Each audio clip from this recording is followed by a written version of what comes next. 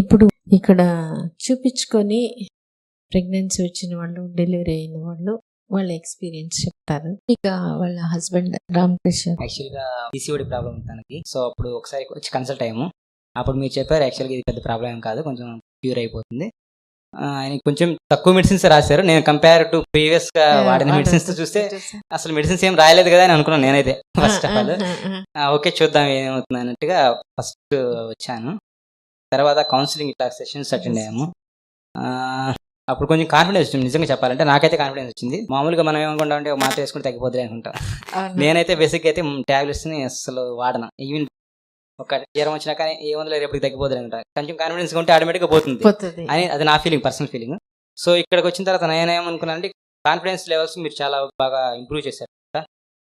అట్లాగా తనకి చాలా చెప్పడం, ఇవి డైట్ ఫాలో అవడము, అవి డైట్ అంతా చెప్పారు. ఒక 2 days కంటిన్యూస్గా వచ్చేదాన్ని చెకప్ చేసుకున్న తర్వాత మళ్ళీ ఇదేం ప్రాబ్లం కాదన్నారు. ఒక 1 month అవన్నీ ఫాలో అయ్యాము అనమాట. డైట్ కూడా ఫాలో అయ్యాము.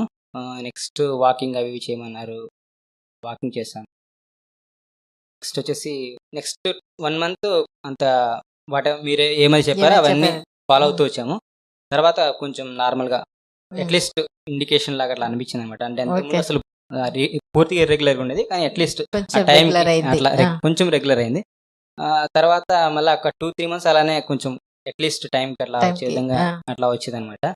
కొంచెం కాన్ఫిడెన్స్ పెరిగింది తనలో కూడా. అంటే నేను కొంచెం గట్టిగా చెప్పాను అనమాట, మెడిసిన్స్ అవన్నీ వాడాలన్నట్టుగా. సో బేసిక్ ఏంటంటే మీరు ఇచ్చిన ఇవి ఉన్నాయి కదా అన్ని ఫుడ్ ఐటమ్స్ ఎలా, ఫుడ్ హ్యాబిట్స్ ఎలా మార్చుకోవాలి అవి సపోర్ట్ చేశాను నేను. మీరు కూడా సపోర్ట్ చేశారు కదా.